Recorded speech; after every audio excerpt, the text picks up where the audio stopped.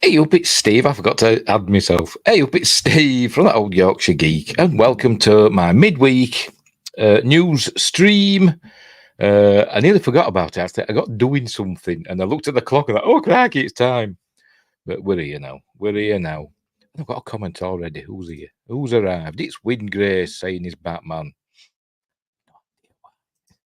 I don't know why, but he is. But speaking of Windgrace, I'll be mentioning you in a moment. But before we start, don't forget, like and subscribe, share the videos, drop a comment, hit the notification bell. If you subscribed already, we're live on YouTube. Just let me check. Check. Yes, we're live on YouTube. We should be live on Rumble. Got to refresh it to make it start because it's stupid. Yes, we're live on Rumble and we're live on Twitch. Yes, we are. There we go. So let me share that now. Twitch is rubbish. Got to wait till the actual stream's going before you can share it. Anyway, never mind. Right, so we're live on Twitch as well. Right. So off we go. Let's get on with some news. What else were I saying? All right, later on, I'll upload it to Spotify, Amazon Music Podcasts, and Google Podcasts. You may notice my Patreon logo's gone. Well, there. My Patreon logo. I've unpublished my Patreon page. It wasn't really going anywhere. Plus, I was starting to find I didn't have enough time to add things to it. So I thought, well, rather than hang on, Archmage Fraser. But I'm not rubbish. You're not rubbish, but Twitch is. Archmage Fraser, legend. You never see him in the same room as Windgrace, even though we are doing right now, sort of.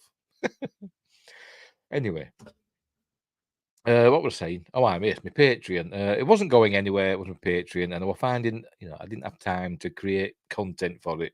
Well, I did have time, but I wouldn't have time for anything else.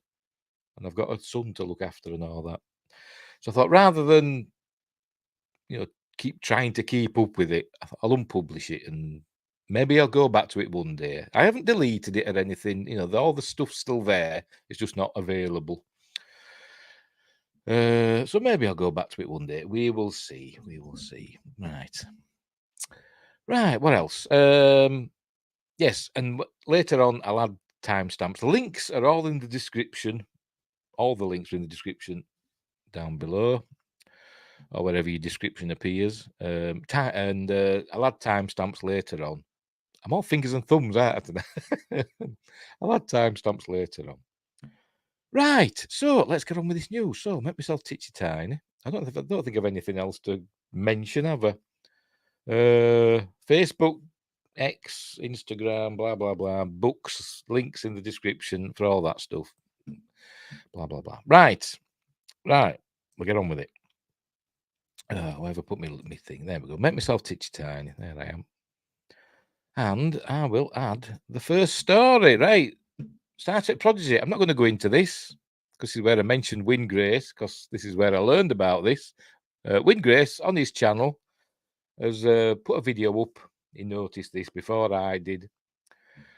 Star Trek Prodigies to stream on Netflix. There you go. Sometime next year. As you may know, Star Trek Prodigy, which is a really good animated series made in conjunction with Nickelodeon, which made people think, it's a kids show, but it's not really. It's a, all the family can enjoy it. And it was really good. It got off to kind of a not slow start, but a kind of a shaky start where it wasn't very Star Trekky, but pretty soon it did start, getting good.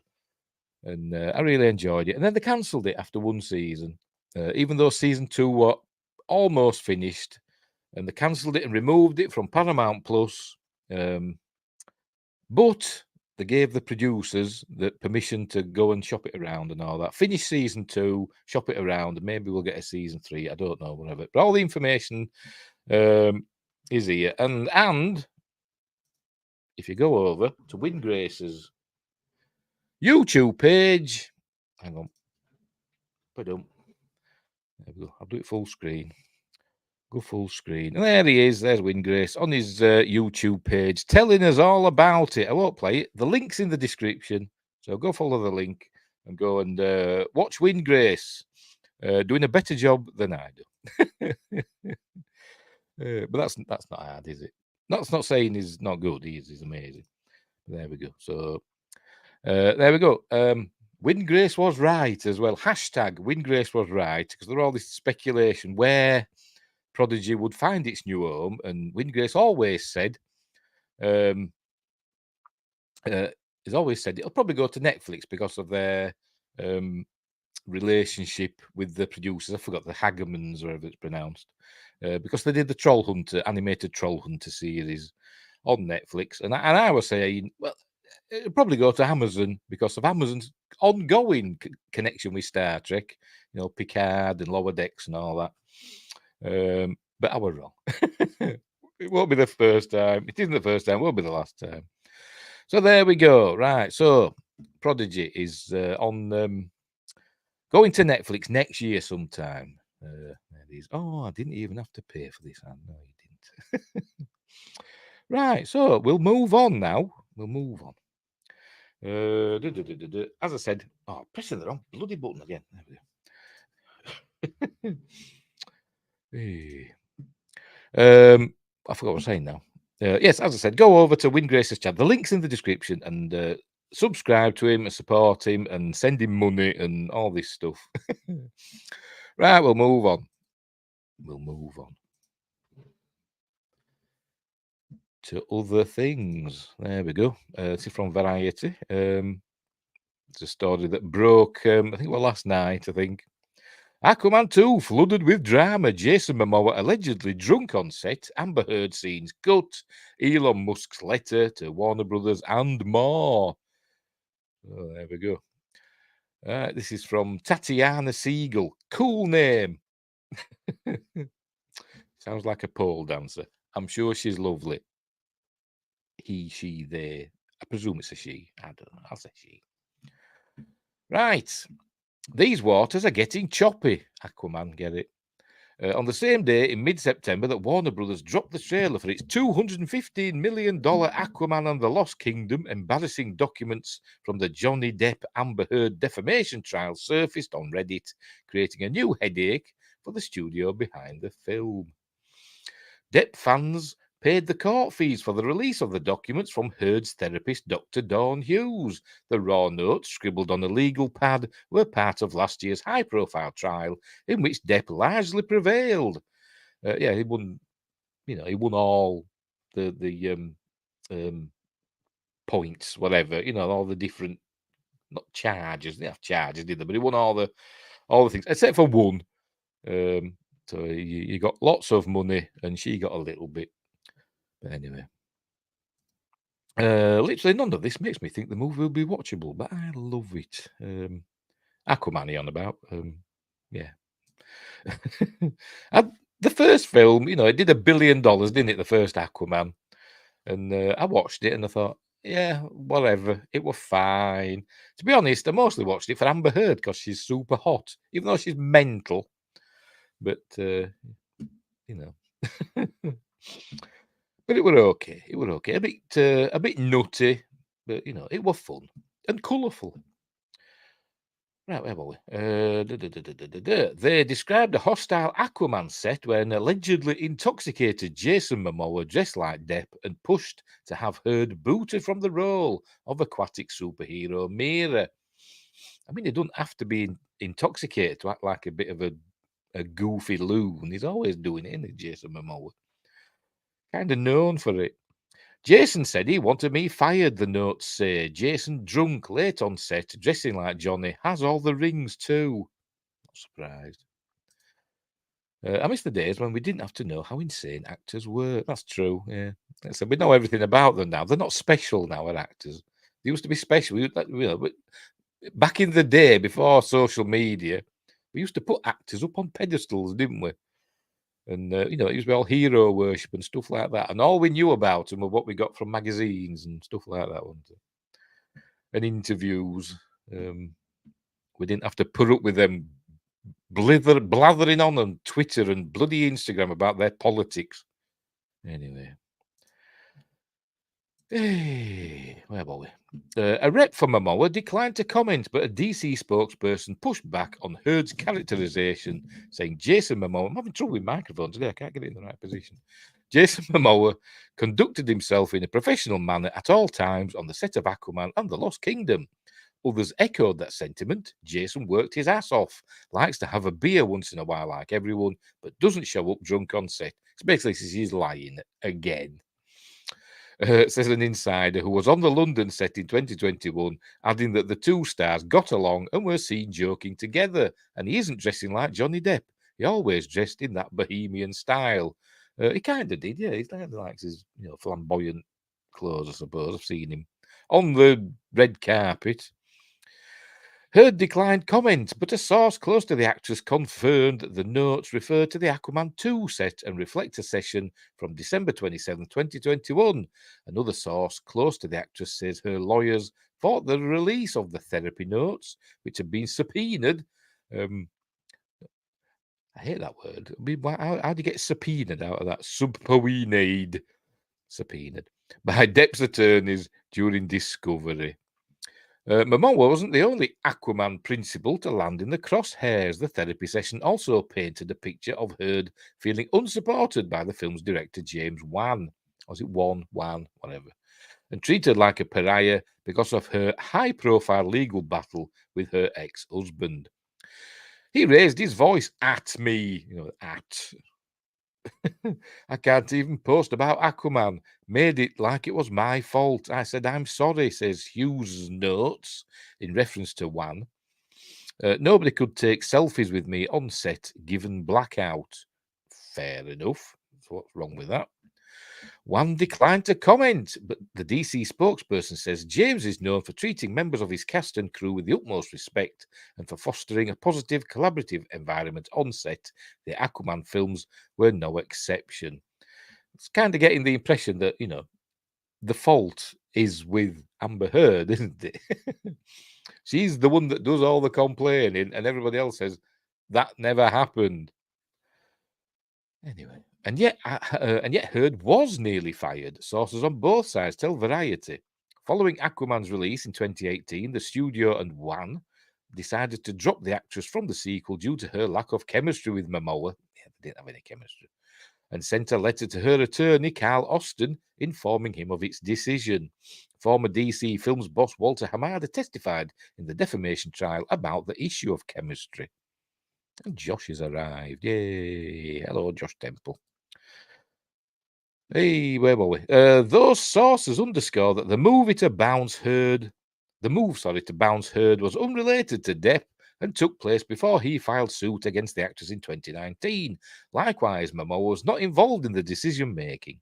But another source pushed back on the lack of chemistry narrative, noting that Heard did a chemistry test at school with the test tubes and mixing things with Momoa before landing the role of Mira and beating out two other actresses who did a similar chemistry test, including Abby Lee, who I've never heard of, I don't think. Right, okay. So basically, Heard was the hottest. They thought, well, she's no chemistry with him, but she's fit, so we'll hire her. Ultimately, the studio never pulled the trigger on firing Heard because her former boyfriend, Elon Musk, the richest man in the world, had one of his litigators send a scorched earth letter to Warner Brothers threatening to burn the house down if the actress wasn't brought back for a sequel, says a source familiar with the behind-the-scenes battle. Warner Brothers caved and moved forward with Heard. Musk did not respond to a request for comment. Which kind of makes me think, I wonder if that actually happened, because Musk, Elon Musk, he talks about everything and anything and everything, doesn't he? And I don't think he cares. So I think he probably would have commented about that, either to confirm or deny. I think he would have said something. So that makes me wonder if that happened at all. The drama is being rehashed at a time when DC Entertainment toppers James Gunn and Peter Safran are poised to close the book. When they say toppers, I mean bosses. Are poised to close the book on the previous regime's superhero slate with the December 20th release of Aquaman and the Lost Kingdom. Since Warner Brothers chiefs Pam Abdi and Mike DeLuca joined the studio in June 2022, followed by Gunn and Safran's entrance 4 months later. The four have been saddled with DC duds they inherited, including this year's The Flash, $271 million worldwide on the like over $300 million budget. And Blue Beetle, $128 million worldwide. I don't know that there's as big a budget. I don't know what it was. But they both probably lost money. Still, the Aquaman sequel held promise, considering that the character's first outing earned $1.15 billion worldwide, becoming the highest grossing DC movie ever.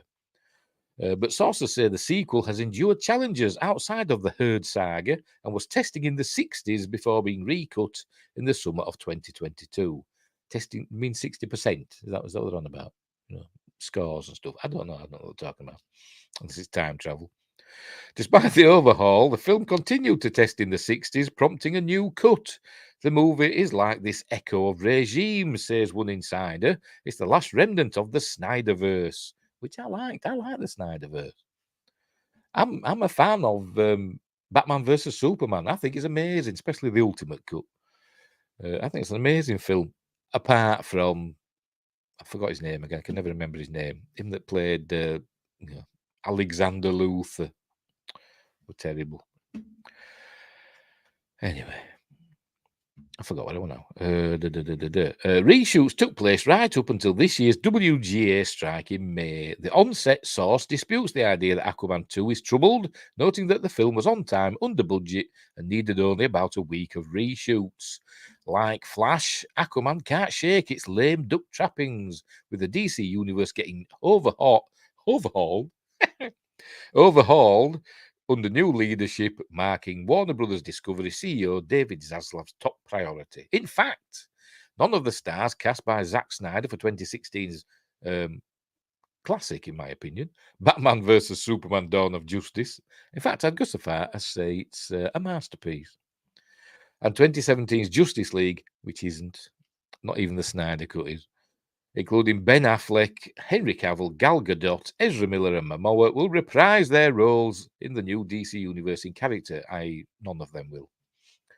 Momoa may return, just not as Aquaman. Sources say the actor has engaged in talks to play Lobo, either in the 2025 reboot Superman Legacy, written and directed by Gunn, or in a standalone film. In a confusing twist, Viola Davis, who played Amanda Waller in both the recent Suicide Squad movies, will remain as that character in the Gunn Safran DC universe in next year's Max series, Waller, and possibly in the new Superman tentpole. Another outlier is Gunn's Max series Peacemaker, which will be back for a second season with John Cena in the lead. But I don't know. I might be wrong. I don't know. But isn't James Gunn's wife somehow connected to those two characters, Waller and Peacemaker? You know, was she in Suicide Squad or something? I've heard that mentioned. I don't know though. How long is this article gone for? Oh, nearly done. Nearly done. Nearly a bit of TLDR going on. Meanwhile, there's been some confusion on the series front about who is the ultimate gatekeeper. Unlike the Marvel-Disney relationship, in which Marvel controls the creative process and Disney Plus merely releases the content, as if Max is creatively involved with the DC slate. That is a load of bollocks, isn't it? Disney is controlling Marvel. Before Disney bought Marvel, we had films like Iron Man and I think up to the first Avengers film. I think they bought after the first Avengers film, didn't they? I think, and they were quite, gritty in places. But then after that, they've got to adhere to the Disney style, I suppose, and tame things down. Anyway, Gunn and Safran don't enjoy the same autonomy as Marvel's Kevin Feige. A Max source says the collaboration between the DC team and the Max executives Sarah Aubrey and Casey Bloys has been seamless, including on the upcoming series The Penguin, which was forced to shut down production. I didn't even know that were going, to be honest. Anyway, after the... Oh, yes, I did. Yes, I did read something about it. It's with, what's his face? Colin Farrell, isn't it, as the Penguin, isn't it? Reprising his role from The Batman. Anyway, which was forced to shut down production after the WGA strike began, but is expected to resume shooting as soon as the SAG-AFTRA strike ends. which will probably be in the next week or so, probably, people say. I don't know. Regardless, some on the lot are convinced that another company, most likely Universal, will buy Warner Brothers within 2 years, making recent DC subplots and upheavals feel quaint. So that'd be interesting, wouldn't it? Why would Universal buy Warner Brothers? What have Universal got to gain from buying Warner Brothers? I don't know. Has Universal done any DC content? I know they've done Marvel content because they own the rights to the Hulk, don't they? But I don't know. It seems like a weird, out of left field thing, doesn't it? Universal buying Warner Brothers. And I didn't think is Universal big enough to buy Warner Brothers? I always think, in the terms of studio size, you think like you've got like the big ones, which is like Disney, Warner Brothers. Obviously, it was Fox, but now Disney owns Fox, doesn't it? And there's that like the top, the top echelon. And then slightly below them, you've got the likes of Universal and Paramount and Columbia and all them, and MGM. But usually, it's you think of Warner Brothers and Disney being the top two these days. But anyway, obviously not. Right, the bottom line is they need to get DC to work, whether Zaslav owns it, whether Brian Roberts owns it. Is that something to do with Universal? I assume so. Or whether somebody else owns it, says Lightshed's Rich Greenfield, a Wall Street analyst and venture capitalist. In the run-up to the Aquaman sequel, Warner Brothers will outwardly back the film and hope for a China release like its Barbie, The Flash, and Shazam! Fury of the Gods received. After all, the first Aquaman earned nearly $300 million in China alone. Those types of China numbers are a thing of the past. Kind of fallen out, haven't they, with Western movies. Neither Barbie nor The Flash landed anything close to Aquaman's Middle Kingdom haul from 2018, earning $35.1 million and $25.9 million there, respectively. For now, neither Momoa nor Heard will be promoting the film, given the ongoing SAG-AFTRA strike. But if the strike ends soon, now that the WGA has come to terms, the stars will be junketing, making it difficult for Warner Brothers and whatever, to avoid Heard's accusations that her role was significantly cut. At least, I mean, she wasn't in the trailer much, was she? Like less than a second, wasn't it? She was like that. Blink and you miss her, literally. At least 2 Heard scenes were cut from Aquaman 2, an action sequence that found Mira fighting Black Manta, Yahya Abdul Mateen II, and a love scene with Momoa, according to individuals familiar with the production. See a love scene with Amber Heard in it. I'd say she's mental, but she's easy on the eye, isn't she? Other evidence of friction is hiding in plain sight. This summer, Momoa unfollowed Heard on Instagram. The bastard, eh? One source says he even blocked Heard from following him. That's news. This is news. That is news. At least it's not the headline. I bet it is somewhere. Somewhere that's a headline. Turmoil aside, the sequel might just work at the box office. The first Aquaman also was ho-hum in early testing and found its footing in post-production. A studio source says Aquaman 2 is following a similar trajectory. Early tracking shows strong interest and puts the film's opening on par with the first Aquaman. Well, they need a good editor, basically. A good editor can make a crap film good, can't they? Everybody's down on DC, but there's a chance, especially with the limited competition during the holiday season, that Aquaman could still play like gangbusters because of lack of product, says Jeff Bock, a box office analyst with exhibitor relations. Sometimes the right film at the right time is all you need. Yeah, like I say, if they're not going up against much, then it might do well.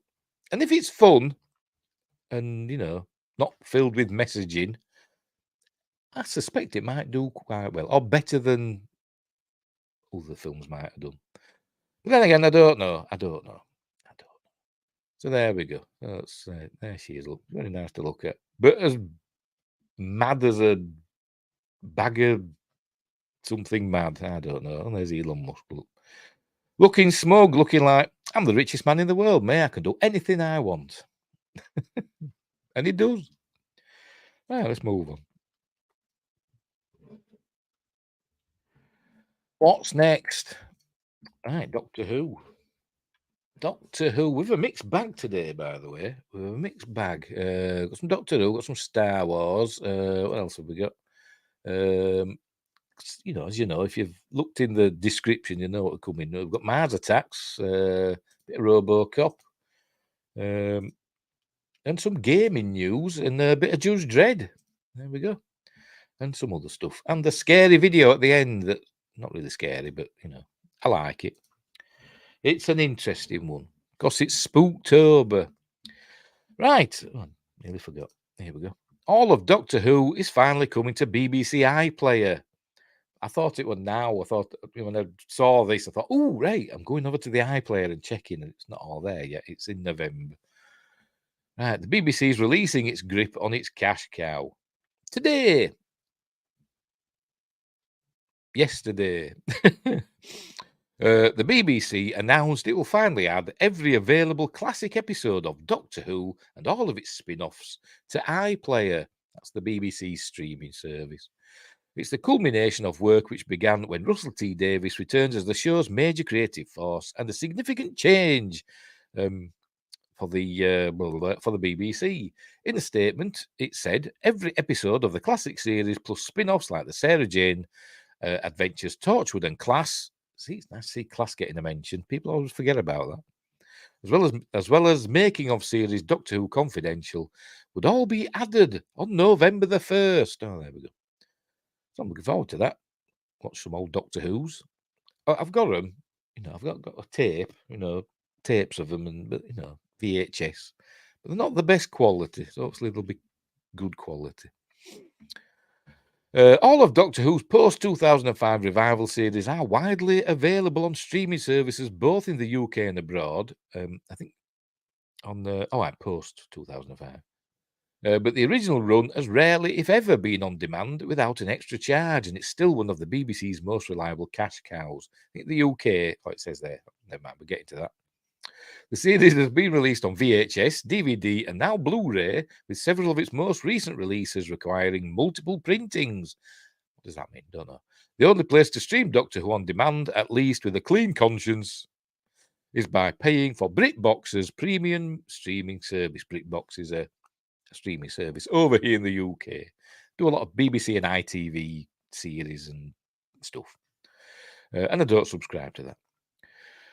As part of the release, the BBC is making a point of the new accessibility features, including every episode featuring sign language translation, and that a new archive of material will also be put online on the official Doctor Who website. I wonder if it's going to be permanent, this, or if it's just temporary during the 60th anniversary. We will see.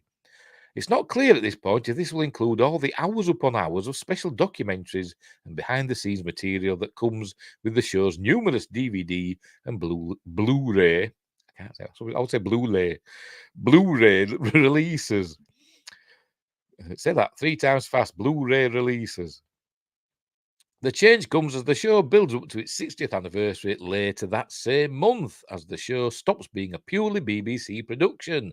Instead, it's being made by Bad Wolf Productions, which is owned by Sony, apparently, with cash backing from Disney, which will stream the show on Disney Plus outside the UK. It's pure speculation on my part, but if the BBC has cleared any issues that prevented it from streaming all of Doctor Who in the UK, then the whole series... may also be available on Disney Plus at the same time. So there you go. You'll be able to watch some old Doctor Who's. Even the old black and white ones. Because it didn't go into colour until John Pertwee. Anyway. Is that it? Yes, that's it. It is. Is it? Oh, no, yes, it is. That's a different article, that, isn't it? Right. So there we go. All of Doctor Who in one place. That'll be cool. I'm looking forward to that, actually. Because there's some great old stories. Yes, they're all wobbly scenery and rubbish aliens, but, it's Doctor Who. It's cool. It's cool. Right, let's move on. Just like bow ties, they're cool. Now then, this is a story that's been going about. I think I've actually covered it before, but I think this is a new look at it. Guillermo del Toro still gets bitter over his scrapped Jabba the Hutt Star Wars movie. And there he is with his Oscar for must be for The Shape of Water. He won an Oscar for that, didn't he? And rightly so, because it's a great film. By my count, my being Hannah Shaw Williams, I kind of forgot this. By my count, there have been approximately 8 billion Star Wars movies announced or rumoured over the last few years. That's a slight exaggeration. I've told them 1,000,000 times not to exaggerate. The Game of Thrones guys were going to make a trilogy until it got cancelled. Marvel Studios boss Kevin Feige was developing a Star Wars project. It never really got off the ground. Famously, Kathleen Kennedy said, "Oh, it were never going to happen," even though it were announced on Star Wars' official YouTube channel with the Star Wars show. But it were never going to happen.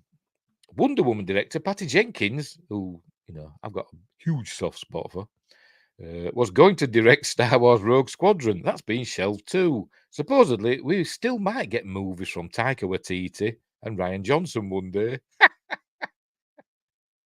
No, we won't. And then there are the 3 movies announced at Star Wars Celebration this year from directors James Mangold, Dave Filoni, and Sharmeen Obaid-Chinoy, which will not get any of them. To be honest, maybe not even the Dave Filoni one now, because apparently Ahsoka didn't do very well in terms of views. And that was the one, the Dave Filoni film, was the one that I thought were actually the one that would get made out of those 3. I think the James Mangold one has now been put on the back burner, hasn't it? And the Taika Waititi one as well. The Ryan Johnson one's never going to happen. And I don't think the Sharmeen Obaid-Chinoy one, which is the Rey film set 25 years in the future. So we'll have to age her up, put wrinkles in her face and stuff. I don't know. I don't think that one will happen either.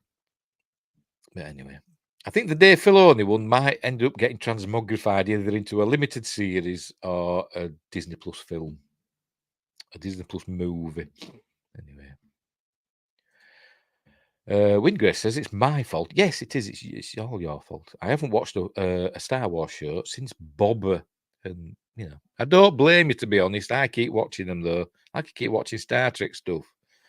But luckily, recently, Star Trek's got quite good. Well, that's for me anyway. I quite enjoy the new Star Trek stuff. But Star Wars stuff just hasn't been very good. I liked the first couple of episodes of Ahsoka. I thought they were pretty good, to be honest. But it kind of like went on a little downhill trajectory because nothing happened. It could have been, what were it, 8 episodes? I think it were 8 episodes, wasn't it? It could have been done in like 5 at the most. Anyway, I forgot where I was. Somewhere in that long list of names is beloved genre movie director Guillermo del Toro, who has collected 3 Oscars so far. And won the hearts of horror, sci-fi, and fantasy fans all over the world. Del Toro was originally approached to direct Star Wars Episode 7, but turned the offer down because he was too busy to do a Star Wars film. Back then, when Star Wars still was special, because we didn't know, did we, what was going to happen. Anyway, a few years later, he revealed at Comic-Con that he had an idea for a Godfather-style gangster movie about the rise of Jabba the Hutt through the criminal underbelly of the Star Wars universe, joking that he loves Jabba because it's the character that looks most like me. As in me, not him. I look like Jabba. A bit. Oh, Judah. I think that would have been rubbish, to be honest. Who wants to see a film about Jabba the Hutt? Not me, anyway. I think Jabba the Hutt's one of the worst characters in Star Wars, to be completely honest. That bit at the beginning of Return of the Jedi, I can take it or leave it. I don't like Jabba the Hutt. Never have. Never have.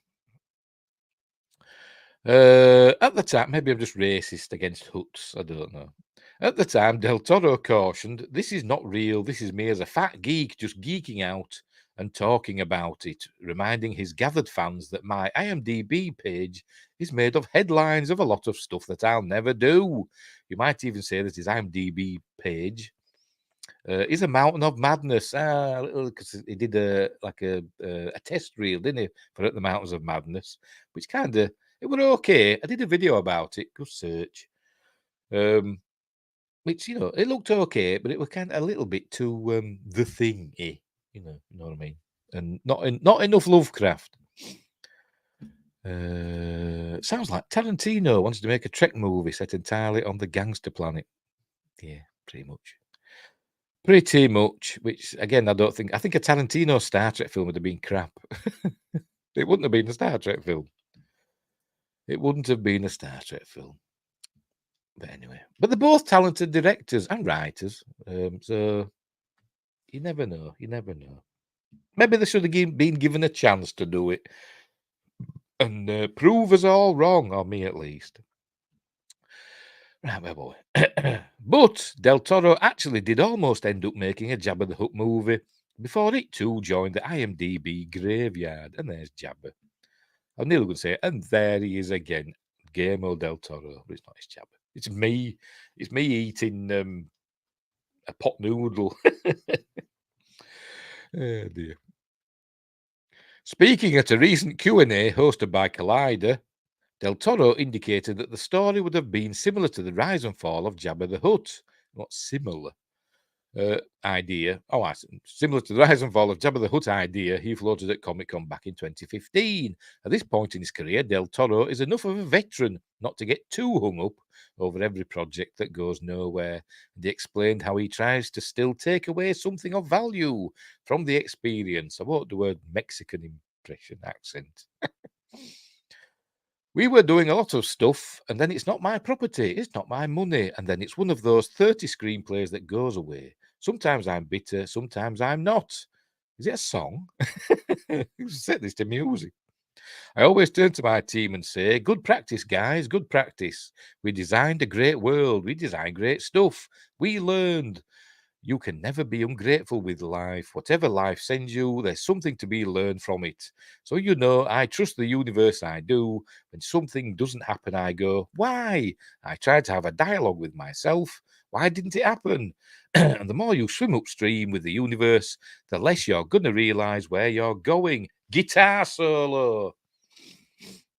According to screenwriter David S. Goyer, who wrote the script for the Jabba movie that Del Toro would have directed, the project fell apart because there was just a lot of behind-the-scenes stuff going on at Lucasfilm at the time. So there was an actual script then.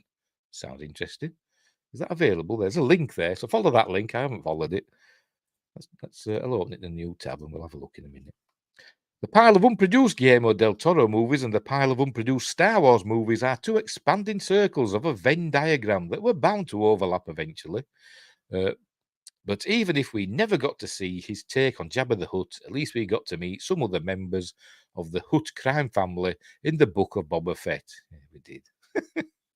Yes, we did. We saw that brother and sister, didn't we? Whose name I can't remember. We also saw some of the others in... I can't remember in Clone Wars or in Rebels. I think it was Clone Wars. We saw Zero, didn't we? Who were Jabba's nephew, I think. I think it was his nephew. We also saw Jabba's son, didn't we? In the movie, in the Clone Wars movie. But anyway, and I didn't like Zero because he had a regular voice. He spoke like English, and he had a regular voice with a southern accent. And I thought, what's going on there? Southern, as in Southern United States accent, not from like Cornwall or Devon, not a Southern British accent. Not like Darth Vader had.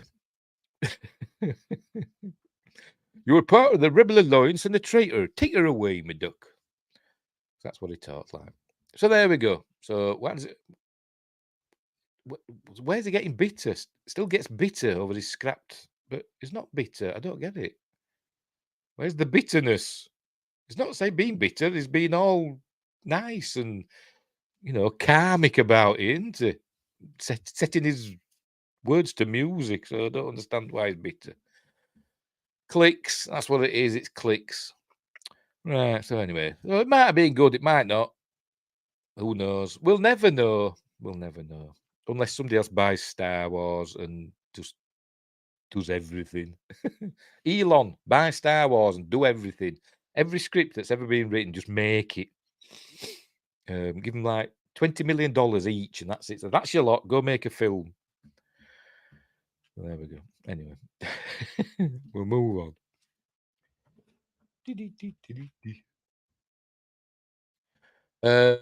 Yes, I forgot about that, wasn't it? Oh, it's not a. I'm looking at that David S. Goyer script. It doesn't say anything, I don't think. Just saying that they had wrote a script. It's that one. Yes, we did. I think we've done it. Yes, the letters J and BB. Yeah, that's what he'd said about his script. Saying that he'd written the script. Right, that's what it's on about. Yes, we've covered that before, haven't we? Yeah. Right. Next.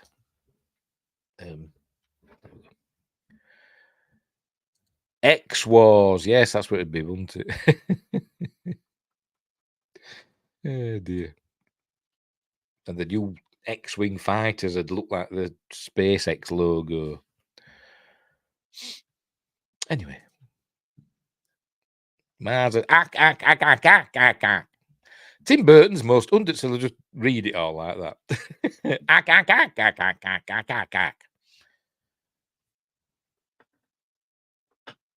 Tim Burton's most underrated sci-fi movie deserves a second shot. I love Mars Attacks. I think it's amazing. Call Mars Attacks what you will. You can never call it boring. Exactly, you can't. It's fun, and it's got Tom Jones in it, so, you know. And many others, but Tom Jones singing. In 1996, Independence Day became the highest-grossing movie of the year, cementing Will Smith as a leading man. Whatever happened to Will Smith, eh? Apparently, he and Jada Pinkett Smith have been separated for 7 years. Apparently. So even while they were going up on stage and belting Chris Rock, you know, they were separated and telling him to keep his wife's name out of his effing mouth. They were separated. I've always loved this movie. Yes, I love Mars Attacks. Oh, sorry, I saw that. Self-driving X-Wings and catching on fire spontaneously. Anyway, cementing Will Smith as a leading man turned director Roland Emmerich into one of Hollywood's top names and solidifying the alien. I like Roland Emmerich films. I'm not too keen on him as a person. It kind of does me head in. But as a director, I really like his films. Only one of his films that I've not really got into was that Shakespeare one, which I forgot what it was called. Anonymous or something like that. But all the others, fine. And solidifying the alien invasion movie as the ideal summer blockbuster spectacle. But another alien invasion film came out in 1996, one with the misfortune of showing up around 6 months after Independence Day. Why that mean 6 months is half a year. Not as if it's like the screen at the same time and Independence Day is taking all of Mars Attacks' box office, is it? Mars Attacks! ! Will be Tim Burton's stab at destroying the world on screen and is the product of a lifelong love of extravagant sci-fi. It's based on the trading cards thing, isn't it? Its recent arrival on Amazon Prime allows new viewers the chance to watch his most underrated movie. Has it arrived on Amazon Prime? I have no idea. Shall we check? Probably in America. Let's have a look in UK. Let's have a look in the UK. See if it's on there. Actually, it might just say, you have purchased this, because I think we might have actually bought this. No, it is on Prime Video. There we go. Yes, we have purchased it, but it is on Prime Video in the UK as well. But we have also purchased this. My son's always buying stuff, and he likes Mars Attacks as well. Anyway, where were we? Where were we? Anyway, right, moving down. Burton's adoration for the disaster and monster movies of his youth is no secret. He once stated that his dream job would be to wear the Godzilla suit. And in fact, he was passed over for the chance at directing The King of Monsters in the early 90s. But his interest in these genres is all over his filmography, from the Ray Harryhausen-esque special effects that he liked to deploy in films like Beetlejuice. Film I'm not that keen on. I think it's overrated myself. But anyway. At one point, the Martians in Mars Attacks were meant to be done in stop motion, to copious references in films like Pee-wee's Big Adventure, which I've never seen. I've never seen that. Burton even made a cinematic love letter to Ed Wood, a man who dreamed of flying saucer epics and ended up with the infamous Plan 9s from outer space. Yes, because he did the film called Ed Wood, which won an Oscar, at least one. I don't know if it won anymore, but it won Best Supporting Actor Oscar for Martin, what's his face? Oh, God. Commander Koenig from Space 1999. Martin Landau, there we go. Martin Landau won a Best Supporting Actor because he played Bela Lugosi in that film, and it's a really good film. Right, there's the trailer for it. When he got the chance to tackle Mars Attacks, a film based on the wonderful Topps trading card series, Burton turned it into a star-studded disaster film. In the 1970s, the genre had been huge and featured massive, almost bafflingly famous casts. They're usually produced by my bloody memory. That producer did Voice to the Bottom of the Sea. Irwin Allen, usually produced by Irwin Allen. Usually. For example, 1974's The Towering Inferno, whose whole plot was basically about a burning building. It was the tallest building in the world at the time, not just a burning building. Features Steve McQueen, Paul Newman, Faye Dunaway, Fred Astaire, and O.J. Simpson. Independence Day had certainly not been an A-list casting slouch. Along with Smith, it nabbed Jeff Goldblum, Bill Pullman, and Randy Quaid. But Mars Attacks certainly beats it out for the sheer number of, oh my God, they're in this movie too moments. Glenn Close, Pierce Brosnan, Michael J. Fox, Martin Short, Annette Bening, Danny DeVito, and Sarah Jessica Parker, along with Jack Nicholson playing two separate roles, are just a drop in the bucket of what Mars Attacks has to offer. It's also got like Jim Brown and many others. Tom Jones and him off Witness, the kid off Witness, all grown up, him. Anyway, Mars Attacks is just as zany as it is dramatic. Oh, and Rod Steiger. Don't forget Rod Steiger. A true case of having your cake and then eating it as voraciously as possible. If Independence Day had tried to bring a straight face to an alien apocalypse, or as I used to pronounce it as a kid, apocalypse. So I saw the first time I saw that word, the word apocalypse, were in the comic 2000 AD, when I think Judge Dredd encountered the what they call him, like Judge Death and his cohorts, like famine and plague and all that, and it said, the four horsemen of the apocalypse. Brad never heard that word spoken out loud or seen it before, so I was like, what's an apocalypse?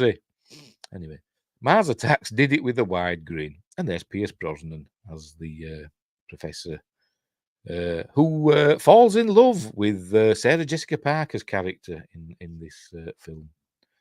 She gets, spoilers if you're not seeing it, whatever. She gets a head sewn onto a dog's body, and he just ends up as a head. I think that's right, isn't it? Audiences at the time found the film to be a victim of its own warring tone. The script went through quite a few revisions, and the development had to be overhauled when, after months of work, all of the stop-motion production was scrapped in favour of CGI. But at least it worked.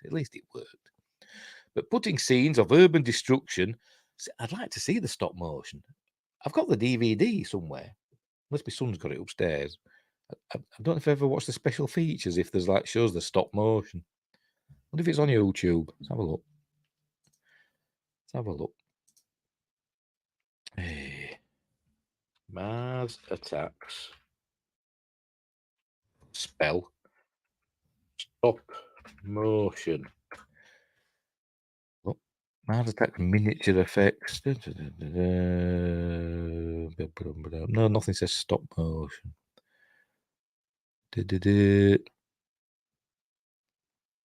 Maybe it's there. I don't know. Never mind. Moving on. Oh, pardon me. I forgot where I went. All right, but putting scenes of urban destruction and charred skeletons right next to slapstick gags feels like pure Burton. Well, yeah. The scenes of explosions, mayhem, and Martin Short getting his finger bitten off. Oh, yeah, that did happen. Cohabitate nicely with the Martians watching Godzilla movies and going bowling with the Easter Island heads. And even if those in the theatres couldn't quite embrace the ridiculous atmosphere, all of the actors understand the assignment. Nicholson playing both a loud real estate developer and I think a bit of a con man, and the president goes as broad as possible, only to end up gruesomely stabbed through the torso by a Martian weapon.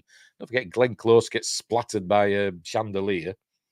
It is quite brutal. But it's in a cartoon way, which is fair enough. That latter scene is pretty good. Is a pretty good encapsulation of the film itself.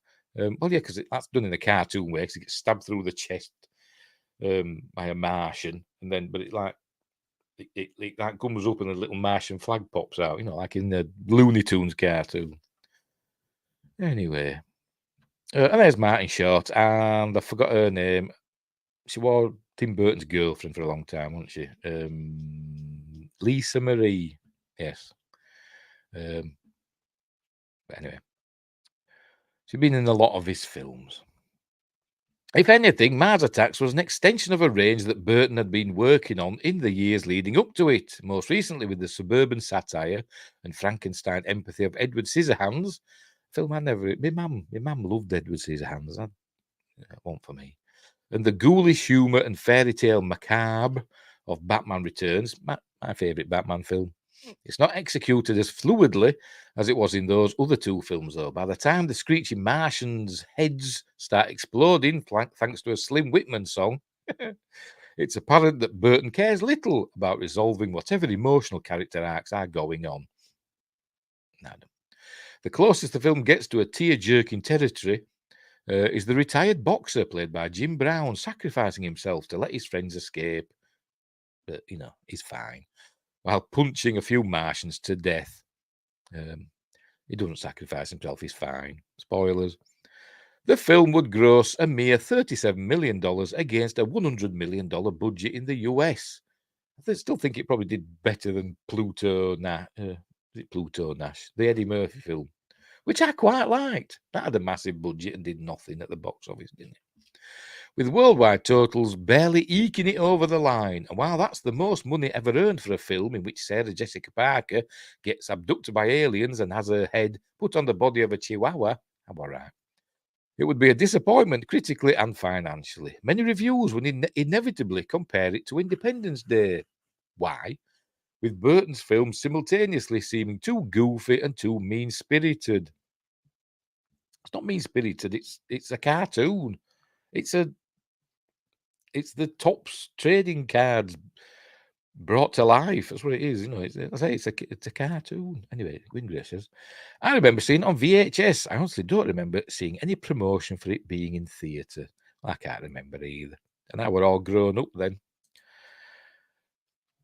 Anyway, when were it out? When were it? 96 or whatever. Does it say at the top? 96. So what were I doing in 96?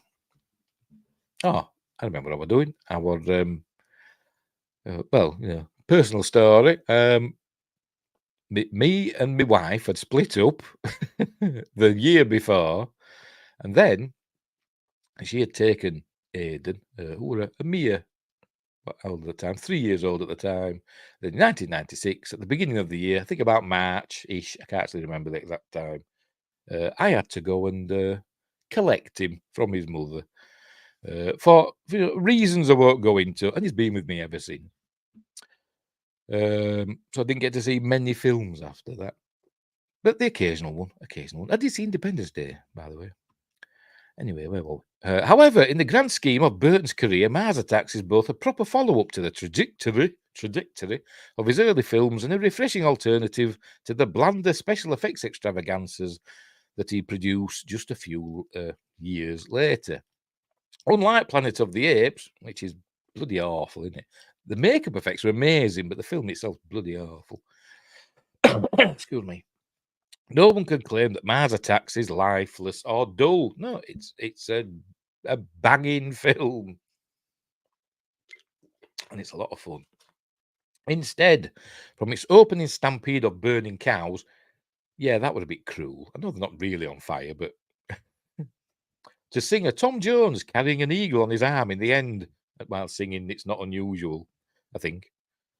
The film is pure decadence. A filmmaker creating something just as wildly entertaining for us as the sci-fi movies of his childhood had been for him. There we go. Well, yes, it's a lot of fun. Sorry, I'll just linger on Lisa Marie's assets, even though they are exaggerated there slightly. Yeah, it is a lot of fun. Doing Pierce Brosnan can do comedy. Obviously, what's his face? Martin Short can do comedy, but it's a lot of fun. And Jack Nicholson can do comedy, and he can play two different characters that are just worlds apart. Even though all the time you're thinking that's just Jack Nicholson, but never mind. Anyway, so yes, go and watch it on Amazon Prime. Go watch Mars Attacks, or get the DVD or Blu-ray. Buy physical media. Seems to be the mantra lately, doesn't it? Buy physical media. Anyway, but that's true. I recently got. Hang on. Speaking of physical media, that baby came. Well, can you see? Hang on, make myself big. There we go. That came in the post. David Lynch's Dune in 4K. Yay! It were on offer. So I may get round to watching that one day. We'll see. Oh yeah, Brosnan was only just in his first Bond film then. Yes, the year before it became it were in GoldenEye, wasn't it? Which I watched the other day. It's a great film, but I don't like the one-liners in it. I think the one-liners in GoldenEye are bloody awful. But anyway, right. So, but yes, it's a great film. Go and watch it. Go and watch it. I can't recommend it highly enough. Can't recommend it highly enough. Don't mention Sleepy Hollow, which is probably my favourite Tim Burton film, Sleepy Hollow. But Mars Attacks is great as well as Batman Returns, which is my favourite Batman film. They're my three top Tim Burton films. Right. Let's move on. Right. F11. Oh, Patrick Stewart now. Here we go. I think we all know this already, but what the hell? That's my favourite too. Sleepy Hollow. Is that what you're on about? Yes. Yes. Yes, I like Sleepy Hollow. I think it's cool. Very atmospheric. Anyway, Patrick Stewart set 3 conditions for returning to Star Trek as Picard. Don't take my opinion seriously, as I didn't hate his Planet of the Apes. I didn't hate it. I watched it. I think I've watched it a couple of times. I just thought it was rubbish. But I liked the makeup effects, especially. Well, I forgot his name now. That played the general, whose name I also forget. Thade, isn't it? General Thade. Oh God, he was in Pulp Fiction. I'm gonna have to look him up now because it's bothering me.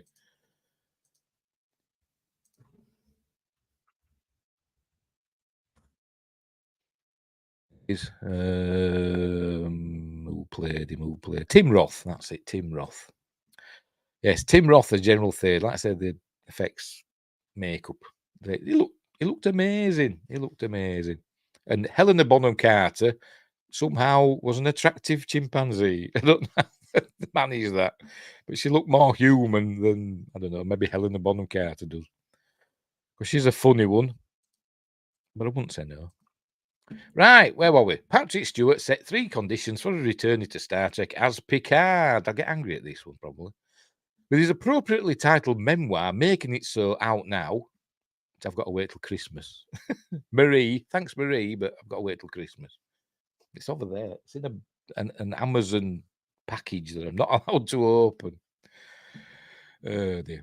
So Patrick Stewart has shared many anecdotes of relevance to Star Trek fans in its pages. Thanks to Slash Film, we learned he talks at length about his 3 conditions for returning to his most iconic character after 18 years away from Starfleet in 2020. By the end, when Star Trek Picard wrapped up after its 3rd season, and by far the best season, pardon me, the story met 2 of those conditions. One of them, though, not so much. If you have to wait until Christmas, it should be making it snow. Shut up, Windgrace. Oh dear. In the book, Stewart recalls how producer Alex Kurtzman, boo. I should have a boo button, shouldn't I? But I keep forgetting to do it. Sound effect. Star Trek novelist Kirsten Bayer, whatever, and screenwriter James Duff approached him about the Picard project, although he flat out turned them down at first. After a little coaxing, he was more open to listening to their ideas. Once sold on the possibility of his return, they probably said, "We've got lots of money." The possibility of his return, here's how he laid out his conditions for playing Jean-Luc Picard once more. 1. The series would not be based on the reunion of the next generation characters. I want it all for me, me, me, me, me. I wanted it to have little or nothing to do with them. This was not at all a mark of disrespect for my beloved fellow actors. Yeah, rather, I simply felt it was essential to place Picard in entirely new settings with entirely new characters. Perhaps Picard might encounter Riker or Dr. Crusher in the second season, but such encounters were not to be the series' raison d'etre. That's just ego, isn't it? That's just ego. That's all it is. I want it to be about me. It's called Picard, so it's about me and my adventures, not theirs. Even though we're an ensemble cast. Yes, he was the star. He was the star. He was first name on screen and all that. But you know, 2. Picard would no longer be serving in Starfleet, and he was not to wear any kind of uniform or badges, which he did. 3. The series would run for no more than 3 seasons. So they got that right. But then he's still saying he wants to do more now, isn't he? Anyway, Windgrace says, I maintain that a Picard bumming around doing some archaeology that may have ended up resulting in a need to contact his old friends would have been fine. Yeah, it would. Don't know why they shoved him on the in the vineyard. Made no sense. I know it never got on with his brother, although they did, you know, the relationship softened, didn't it, in the episode Family? And they kind of mended fences and stuff, but it had no interest in being a vintner, did it? So I said he should have gone off to do his archaeology. Should have gone off to do that. Should have been on I can't remember the name of the planet. Where he got his curl. He should have been on the planet Curl with his curl and Nescosses looking for more of them. Shouldn't he? That's what he should have been doing. And then something could have kicked off. Or he could have found something, a relic or something that sends him off on an adventure. But no, we had to have the girl that's the centre of everything. There turned out to be 3 girls that were the centre of everything. Oh, God, it were rubbish. Anyway. Star Trek Picard was greenlit by Paramount Plus, and the streamer, 2 of those rules. What are you talking about? And the streamer met 2 of those rules, maybe. Well, sort of. Not really, but I mean, they had it says that wouldn't be based on a reunion of the next generation characters, but in the first season we had we had Riker and Troy, but we also had Hugh, who technically was a next generation character, and we had Data as well, didn't we? So there you go. So that wasn't met. The finale he wanted was 3 girls, and he was the centre of everything. Yes, and all their clothes fell off, and I forgot that. I forgot that on the video. I don't think I have I? No, I haven't. Oh, I thought I did. I thought I had that on the video, on the clip. All their clothes fell off, and they tried to cover it up, but it's too late. I'd seen everything. I'd seen it all. Anyway, so condition 1 was not met. It said Picard would no longer be serving in Starfleet, which is true. He wasn't, technically. And he was not to wear any kind of uniform or badges. He did have a badge. He had I saw him with like a com badge. So I'd say that wasn't met either. Partially met, but not totally. And the series would run for no more than 3 seasons, which is true so far. Anyway, I forgot where we're now. Well, mostly. After the first season, Picard had his Starfleet status reinstated, even if he's technically a retired admiral now. No, he's dead. Anyway, he had a uniform in the flashback scenes too. Yes, he did. Well, understandably so, I suppose. But he's technically dead, isn't he, at the end of season 1? Spoilers. Who cares? He's a robot thereafter. Anyway, he did wear a uniform for the Starfleet Academy graduating class commencement speech that season, but he's not in uniform throughout the series. So we're going to say Paramount basically adhered to that rule. Also, Picard only ran for 3 seasons, so that's 2 out of 3. No, but he did have a badge on, a com badge on. I'd say 1.5 out of 3. That's what I'd say.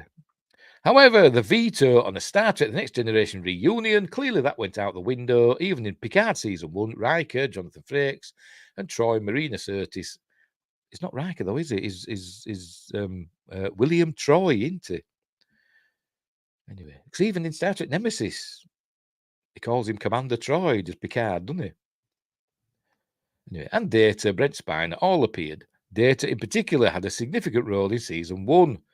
Whoopi Goldberg's Guinan also played a big part in the 2nd season of Picard. Don't get me started on 10 Forward. Makes me so angry. Yes, Bill Troy. Anyway. By year 3, it was a full-on Star Trek The Next Generation reunion series, and it were good. It were good. Not as good as everybody made it out to be. It did have problems, but for the most part, it were an enjoyable ride, and I really liked it. So go and watch it. Even the spoilers. Even the Enterprise D came back. All of this was much to the delight of fans everywhere. So as much as we love Sir Patrick, we're all collectively glad he relented on at least one of his 3 rules. Terry Metalis had to get him drunk for him to agree. Apparently, not really. So there we go. Yeah. So that was a non-story, wasn't it? Anyway, moving on.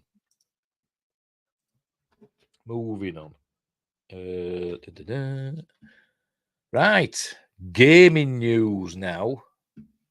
Gaming news. So I'm something of a gamer myself. Have another drink. Oh dear. Hey. And then you just forget to film the final scene. I can't remember. I've forgotten. What the final scene? Anyway, you have to remind me about that one, Wingrace. I can't remember. I'm hopeless. I'm sure I'm going to see you now. Anyway. Right. I'm not going to carry on until you tell me, Wingrace, what the final scene was. I'm trying to think what happened. All right. He was supposed to come back and film the scene of his wife calling him from the other room. What? What? Who? What? When? Why? We're in about Picard now. We're still on about Picard. Because that sounds like Dallas with him getting out of the shower. I don't know. Is that what's supposed to happen? He's supposed to come back and film the scene of his wife calling from the other room. All right. I didn't know that. I wonder who's... Oh, Beverly. Will it be Beverly? Or will they leave that up to, it might sound a bit like Beverly, but I don't know. Anyway. Oh, hang on. Yes, Patrick wanted the final scene to be him at his chateau with his wife and dog. Oh, right, okay. Right. But Terry said they would film it later and never called him back. The woman was supposed to be unknown. Oh, right. So it could be like either Beverly or Laris or Vash or who else has there been? That played the piano. Trying to think of his past romantic exploits. Who else? Who else has he been romantically involved with? That's about it, isn't it, really? Obviously, there is wife from the inner light, but she'd been dead for like 1,000 years or whatever, hasn't she? But never mind. Oh, so there we go. So I didn't know that. Didn't know that one. It was gonna be Pulaski. Yes, Pulaski. Well, he didn't really have a thing with her, but she always said she was a Picard fan, didn't she? Pulaski. Played by Diana Muldaur. She's still knocking about. Don't know. I imagine so. Let's check. See, you had me checking things. Diana Muldaur. Yes, she is. She's still knocking about. She's 85 now. She's 85. She's 85. Right. Right, moving on. There we go. RoboCop Rogue City is good. Double A trappings might have proved the secret ingredient for adapting 80s action. And there he is. My son wants this game, by the way. He says, I've seen the trailer for that RoboCop game. It looks good. Can I have it? Whatever. It's your money, Aidan. Right. Forgive the surprise, but 80s action movies aren't typically made for the smoothest transitions to modern video games. Predator had Predator Hunting Grounds, for instance, a naff waste of great material. Terminator had Terminator Resistance, quote, generic and boring. I've not played either of those, by the way. The infamous Aliens Colonial Marines, I think my son's got that, and I don't think he liked that either, was admittedly followed by Alien Isolation and the enjoyable enough fun flamethrowing with friends of Aliens Fireteam Elite. But still, when RoboCop Rogue City was announced and subsequently delayed back in 2021 by Polish developer Tion, the studio behind Terminator Resistance and its sumptuously awkward first-person sex scene, no less, I can't personally say I was too optimistic. And yet, but still, and yet, I've played some of RoboCop's new demo in the current Steam Next Fest, and actually, it's not that bad? Question mark. In fact, it might actually be kind of good? Question mark.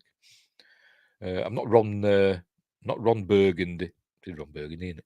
Anchorman. Got to be good. Anyway, inflect upwards when you see a question mark. Because I said the wrong name last time I mentioned Ron Burgundy, didn't I? I said another name, another Ron, which I won't repeat. The setup here is simple enough and delivered through a pleasantly hammy introduction of down-the-lens newscasting and caricatured bad guy monologues. There's a new threat in town, an unknown ringleader, literally called the new guy in town by the city's press, and it's got all the pre-existing gangs especially excited. You're thrown into a classic tower block raid with some relatively simple whack-a-mole gunfights and a couple of typical hostage situations, providing a bit of basic fun. Is it kind of just going to be like Batman Arkham Asylum, but with a RoboCop skin? Probably. Which, isn't a bad thing, 'cause that was a great game. The magic is in the pairing. RoboCop's nature as another 80s action protagonist that feels like he originated in video games first, less man with gun than a sentient gun with limbs attached. Have you ever felt like a bit of a giant baby in modern action games, spoon-fed your activities while thoughtlessly following orders from one waypoint to the next? Consider Officer. I was asking questions in this bloody article. Consider Officer Murphy as he slowly toddles into battle with his nappy-like black rubber white fronts, transfixed by the icons on his hood, turning all designated enemies into chunks of practical effect pulp with a mindless burst of his booming infinite ammo hand cannon. Sounds fine to me. It's wonderfully funny, and as Rogue City reminds you, Paul Verhoeven's original RoboCop is also a surprisingly rich text, at least compared to some of the other video game converts. Oh, pardon me. The Anchorman, Ron Burgundy again, of that opening cinematic, it's Mario Machado, isn't it? Is it? No. It's played by Mario Machado, isn't it? Played by characters Casey Wong, isn't it? That's it. They used in the first 2 films, anyway. Anyway, the anchorman of the opening cinematic has a nice bit of deadpan delivery about some gormless cops, our brave heroes, returning home after getting lost and accidentally shooting a load of endangered animals. The police force of old Detroit is over-militarized and undertrained and privately funded by some mega conglomerate called Omni Consumer Products. Dirtbag detected, RoboCop announces after exiting a lift. Every drug-dealing bad guy's a scumbag, or a slimeball, or occasionally a slime bag here in the ultimate Reagan world. Are they ever going to build Delta City? Are they ever going to get started? In other words, at least in the early hours of Rogue City, Tayon seemed to have nailed RoboCop's aggressively satirical tone. Honestly, stills from the game. Will it show us them? Oh, there we go. There we go. Walking into fire. Keep him talking. That sort of thing. Does that go to the next one? No, does it show? Stupid. How do I get out of it now? Oh, like that. Oh, there you go. Skills you can accrue. Sounds too complicated for me. And cutscenes. Emotional trauma. Might as well talk to the microwave. It hasn't been working properly either. Or either. Don't exactly look like next-gen graphics, though, does it, to be completely honest? I know it's a demo, but, it looks very PS3. Yep. Oh, it is Casey Wong. Look, Casey Wong. Yeah. Doesn't look like Mario Machado, though. Much. Who was the other one? The woman. Can't remember the name of the character. What they call the actor. But she was an actual newsreader, wasn't she? I've forgotten the name. But in the UK, she famously married a British actor whose name I've forgotten as well. But he was in a soap opera called Coronation Street at the time, the biggest soap opera, most popular soap opera in the UK. Forgot his name. I tell him rubbish with names. And she married him, and he went off to America thinking he was going to become this big star. And I think he appears briefly in RoboCop 2 at the end as one of the reporters. Christopher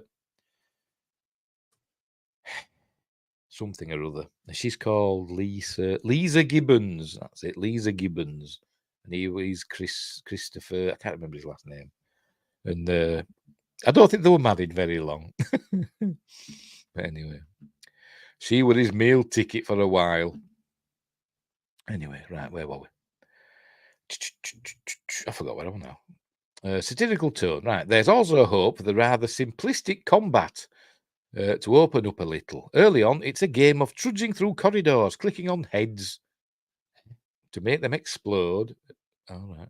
And very occasionally pressing H to heal or picking up the odd bit of crime evidence. A wonderfully redundant double descriptor. It does sound like it's just they've just taken Arkham Asylum.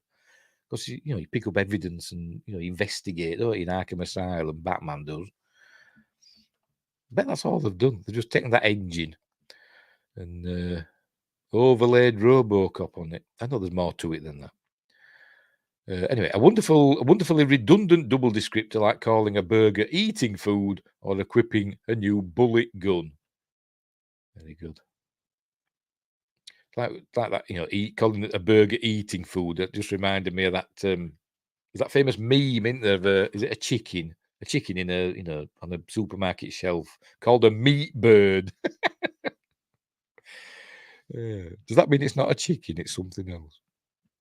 Anyway, as you get back to Police HQ, it turns out there's a skill tree. I know. But actually a sort of interesting one with potentially dovetailing skills like a dash and a reloading punch.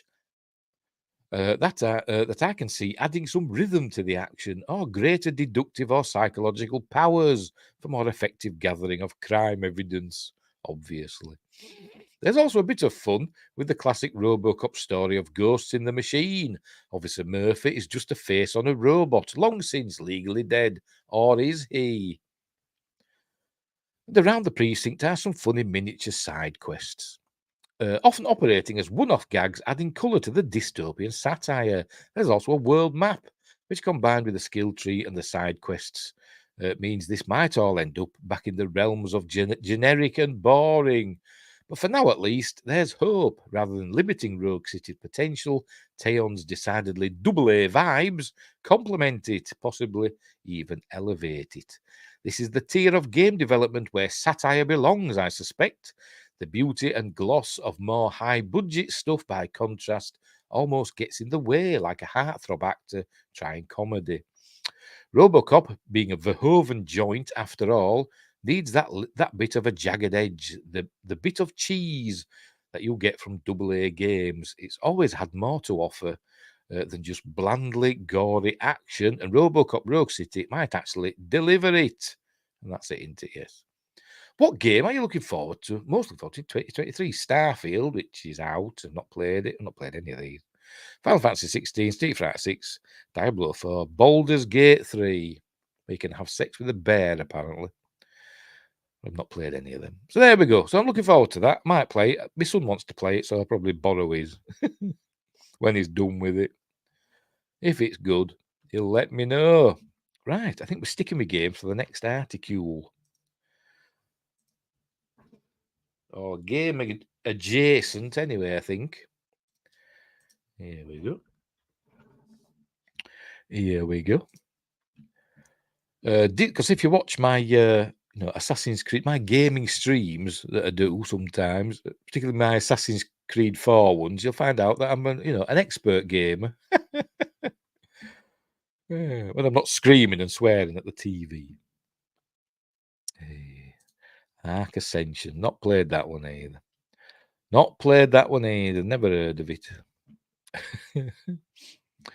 Right, Disney execs reportedly want to become a gaming giant by buying EA. Top boss won't commit. Right, Disney has long had a toe in the world of gaming, first through numerous adaptations of their classic cartoon franchises. Famously for me, the PS1 version of Hercules. For some reason, I really liked that game. I couldn't do it, but I really liked it.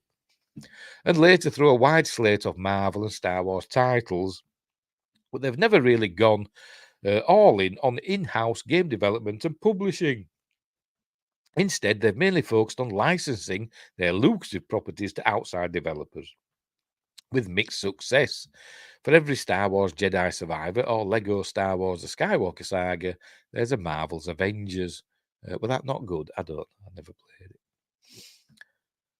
it. Well, it seems some within Disney may be contemplating a new approach, one that may make them a gaming giant, according to a new Bloomberg report on Disney's current struggles and returning CEO Bob Iger's efforts to get the company back on a solid path, although he's exhausted and, worried and tired out and exhausted with all his problems. Poor Bob with his $100 million a year. Some of his deputies have floated the idea of establishing themselves in gaming with a big purchase. Iger's deputies are pushing him to consider a bolder transformation of Disney from gaming licensee to gaming giant through, say, an acquisition of Electronic Arts. That'll cost a lot because they're a big company, aren't they, Electronic Arts? But as with everything else, he's being non-committal. Can Disney afford it these days? Probably not. Disney buying up EA would make a certain amount of sense, as they've already worked on a number of Star Wars titles and have multiple Disney licensed titles in the works. Black Panther, Iron Man, a Star Wars shooter from Respawn Entertainment. And there's that open world one, isn't there? Is that the one they're on about? I don't know. Of course, the company also owns ESPN, so there will be plenty of opportunity for synergy with EA sports titles. That said, would Disney buying EA be the best thing for both companies? Would Disney know how to manage a mega video game publisher? No. That's a big question. Interestingly, last year we heard rumours that EA is actively looking to be bought by somebody and sees a merger with Disney as the most enticing. Of course, take that with a grain of salt, but if true, EA might be all too happy to make a deal if Disney comes knocking. Whether Bob Iger gets over his commitment issues remains to be seen. What do you think? Could something positive come out of Disney buying EA, or would it be a net negative for players and the industry? What's the likelihood of it happening? I don't know. You never know, but like I said, Disney's having its own problems at the moment, isn't it? So I don't think it could afford to buy a big studio like EA or a big publisher like EA, because games developers and game publishers are massive companies. They're big. It's not like buying a studio, is it? A film studio like Fox. I mean, that cost them enough, didn't it? Wasn't it 90 billion or something? And what have they seen in return for that? I don't know. Have they made the money back yet from that Fox purchase? They certainly haven't made a lot back from the Lucasfilm purchase, have they? That 4 billion. Have they made 4 billion back, really? It's debatable. But I don't think they will. And if they did, they just make a mess of it. They just make a mess of it. Just license it out. License stuff out. That's how you make your money. That's how you make your money. And get rid of your streamers as well. All these streamers need to shut down as well and start licensing your films out to Netflix and Amazon. That's all we need. That's all we need. I'm waffling. Anyway, Ark Ascension. Ark Ascension. Is that one with dinosaurs in? Or is that a different one? There is one called Ark about dinosaurs, isn't there? I think my son had a go at that, but he wasn't over keen on it. If it's the same one, it might not be. No, I'm thinking it is Ark in Ark. Something evolved or something. It's called, unless that's a sequel. Yeah. Oh, it is that one. Oh, right. Yeah. Yeah. My son's played, I think, the first one. I think it's like, say, Ark something evolved, in it, or something along them lines. And he wasn't over keen on it. He wasn't over keen. And he likes dinosaur stuff and, shooter games and stuff. But anyway, right, where were we? Judge Dredd next. We're getting there. We're nearly done. In the meantime, Josh says he loves taming dinos. Yeah, I suppose it's cool, isn't it? I suppose it's cool. I say I've not tried it. If it's on, well, I'll have to check. I've got Xbox, what they call it, Game Pass until November.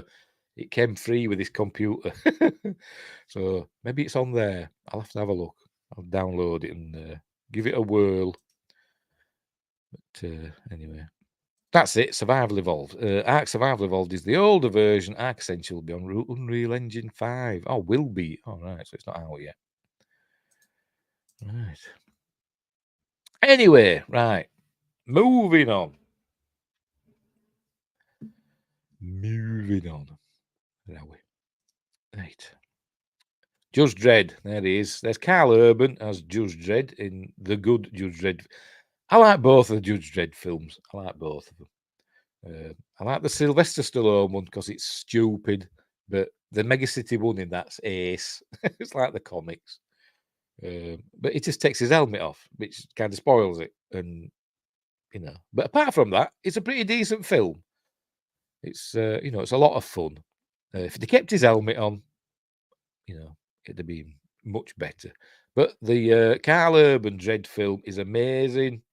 Keeps his helmet on. You see him with it off at the beginning, but just briefly in shadow as he's putting his helmet on. And then he keeps it on for the rest of the film, which is as it should be. And speaking of Judge Dredd, that design is what RoboCop originally supposed to look like. They just ripped off Judge Dredd.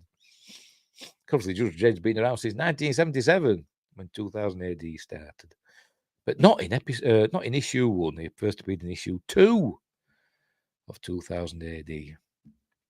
Anyway, right, we're off. Right, Rebellion CEO explains why Dredd sequel progress is slow, but promises we're making progress. So, is it going to be a TV or a movie? Because they're supposed to be doing a TV series. Anyway, he is the law. Yes, he is. He keeps telling us. And love the Dredd movies. Yes, I love them both. I think they're both great films.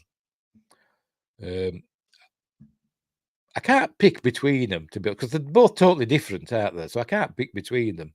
I think Dredd is technically the better movie. The 2012 one is it, but the 1995 Sylvester Stallone one is just so much fun. I just really like it. Anyway, what was I saying? Oh yeah, because they were going to do a sequel film, but then excuse me, but then they were suggesting that they might do a series that's not necessarily focused on Judge Dredd. But anyway, only one as Rob Schneider. Yeah, the first one, the 1995 one. There's a bit of a downside. He's not great, is he? Anyway, Rebellion CEO Jason Kingsley recently explained why it's taking so long for the company to get a sequel to the cult classic film Dredd, starring Carl Urban, up and running. And there he is again. Speaking with Sports Illustrated in August, blah, blah, blah. True, both are good, but Carl brought a life to it of its own. Yes, see, he was more like just Dredd in it, than Sylvester Stallone was. Sylvester Stallone was just being Sylvester Stallone, wasn't he? So, but Armand DeSante was cool as Rico Dredd. He just hammed it up, didn't he? But I like them both. But obviously in the comics, Rico Dredd was just Dredd's brother, and in the film, I think they made them clones, didn't they? There might have been clones in the comic, I can't remember, but it was his brother who went bad. There was also a judge who went bad, and he was sent to Titan because he was judged by Judge Dredd, Joe Dredd, and he was sent to Titan, to the penal colony, and they had to surgically alter his face and stuff so he could breathe Titan's atmosphere. And then he came back looking for revenge. And Judge Dredd had to kill him. And it ended where he's carrying his body in, and they said, "Don't you need help?" He says, "No, he's not heavy. He's my brother." Always remember that. Always remember that. Hey, Wingris says he's good in every single thing I've ever seen him in. Are we on about Armand DeSante now? Are we? Oh no, Carl Urban, even Doom. Yeah, Carl Urban. Yes, he was good in Doom as well. Right. Speaking with Sports Illustrated in August, Kingsley told the outlet, "I've been working for years on trying to find the right business partner for that. As for why it's taking so long to get a deal done and get to work," Kingsley explained, "we've had conversations with all the big players. Conversations are still ongoing, but the terms that we're being asked for, we can't support. They're not how we want to work." Nevertheless, Kingsley was optimistic. Whenever I see the word Kingsley, I always think of that. There was a PlayStation 1 game, wasn't there, about a fox that were called Kingsley. And they go around fighting knights and stuff. Anyway, Kingsley was optimistic. So we're getting there. We're making progress, but it's slow, slow, slow. So yes, I want to get some more of it done. Obviously, I want to do cool stuff. There's nothing to announce yet. And there he is again on his Lawmaster bike. Is it Lawmaster? Or yeah. The gun's the lawgiver, in it. The bike's the Lawmaster. Which looked better in the Sylvester Stallone Dredd, and he even flew, didn't it? Whatever. Kingsley would later elaborate on what is specifically holding up a potential sequel. "One of the things I think sometimes the general public doesn't understand is how much work goes on behind the scenes, how many false starts, and how many hours you spend negotiating with somebody only to reach a point where you actually can't conclude a deal. You can't agree because it just wouldn't work for the legacy that is the archive of material we've got. We're not going to sell Judge Dredd to people, basically, and people want to buy it. That's what it comes down to. I'm afraid that won't work for us. No, we're the guardians of this IP," he explained. The Dredd film grossed only $13.4 million at the domestic box office and another $28 million for a global gross of $41.4 million when it premiered back in 2021. The movie had a production budget of $45 million, meaning the film lost a significant amount of money. However, the film would find an audience as its DVD and Blu-ray sales nearly raked in half as much as its overall box office haul. And I've got the 3D. I think I've got the 3D Blu-ray. I think I have. I've seen it in 3D anyway. When I had the 3D TV, not that I've got one now, but when I had the 3D TV, and it was good, really good in 3D. Really, really good. Anyway, the numbers reported the film's domestic DVD sales raked in $11.7 million, while its domestic Blu-ray sales brought in another $10.1 million, for a total of $21.9 million. Rebellion was also developing a Judge Dredd TV series, titled Judge Dredd Mega City 1. Oh dear. Wet me whistle. Back in 2018, Variety reported the company had purchased a new warehouse that they planned to convert into a studio space for the series. Urban was in discussions to reprise the role of Judge Dredd in the series during an appearance at the Star Trek Las Vegas convention in 2017, because he plays Bones in the new Star Trek film. He said, I'm in discussion with them about that. Apologies, my voice is going. I told him if they write the material and give Dredd something to do and give him a function, I will be there. I would love to. The series producer Brian Jenkins also commented on having Urban return as Dredd. We have had many conversations prior to this about all sorts of things. He's also very busy, a full-time professional actor. So we're going to have some long and complicated conversations, I would imagine, and we'll see where we go.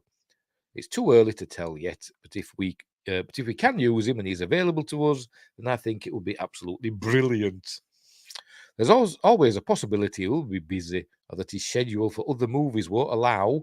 Basically, we don't know at this stage. And I think they were saying that that's why Dredd wasn't necessarily going to be the focus of the series.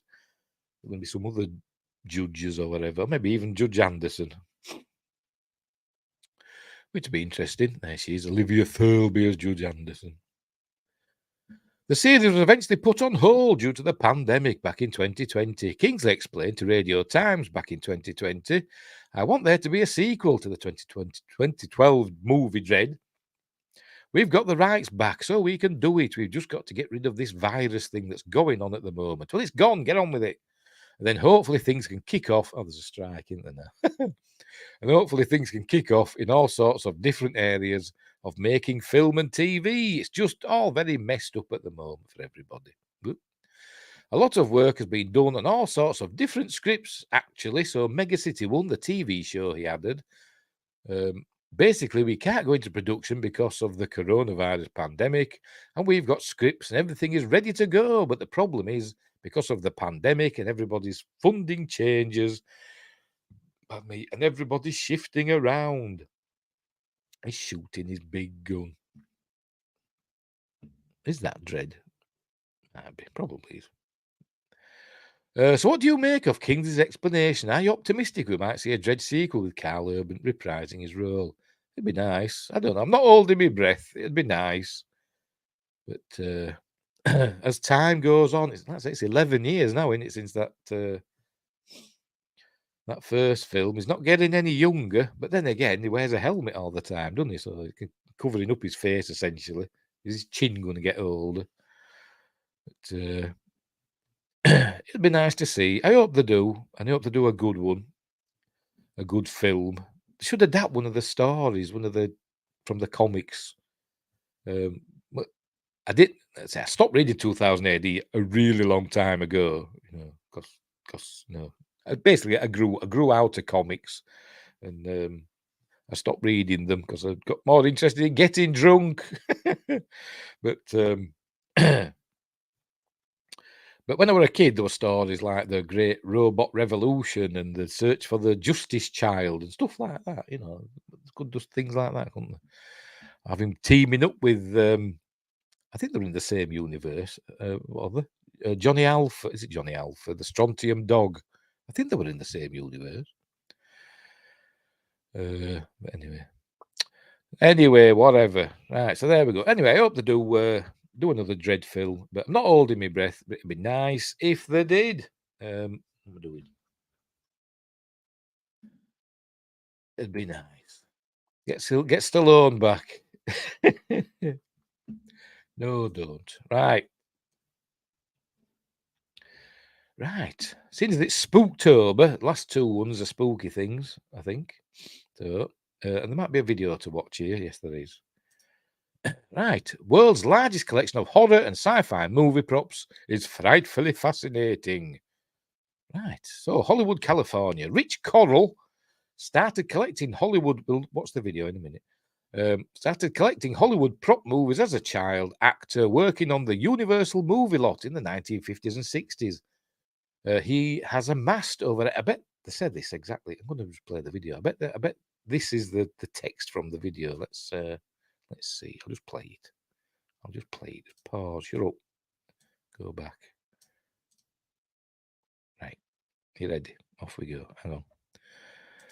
Any ghost in your house again? No, I've not seen anything since. I set my camera up, pointing at that door. You know, I mean, little blink cameras. Didn't catch anything, obviously. Anyway, so no, nothing's happened since then. It might have just been a trick of the light. I'll put it down to that. I'll debunk it in my own mind. Right, so what's this video? There's a lot of collectors who do go after Hollywood memorabilia, but I'm really only interested in science fiction, fantasy, and horror movie memorabilia. And as such, this entire collection is the biggest collection in the world of that kind. It is very creepy, but that's also a good thing. When I was a kid, I was an actor, so I spent a lot of time at Universal Studios on a show called Leave It to Beaver. I was one of Beaver's friends for about 3.5 seasons. I saw this head in the trash from a movie called Abbott and Costello Meet Dr. Jekyll and Mr. Hyde, which was made in 1953. I said to some guy behind the counter, I was a little kid, "Can I take that?" And he went, "Yeah, sure." That's what started all this stuff. So there's about 1,800 pieces all together. It's either hero stuff that the actual actors wore or production made by the studios. There's nothing in here that's a fake. It's all the stuff that you really saw in the movies, and that's what the appeal of this place is. I'm more of a horror film fanatic, and he's more of like sci-fi. Yeah. I think that it's pretty amazing to, learn about the costumes and how some of them are upwards of 75 pounds, and for someone to have to put that on their body and, be in a movie like that is crazy. What's fun about this place is that people coming in are going to see the real thing. They're going to see Arnold Schwarzenegger's real costume as the T2, Christian Bale's Batman suits. They're going to see Heath Ledger's costumes. All of this stuff is all the real stuff. You know that expression, get up close and personal? Yeah, you can do that here. And film fans who come to see it go, "Oh, wow, this is great." And my wife, who's been such a good sport about this, is like, "How many Freddy heads do you need?" And it's like, well, you can never have too many Freddy heads.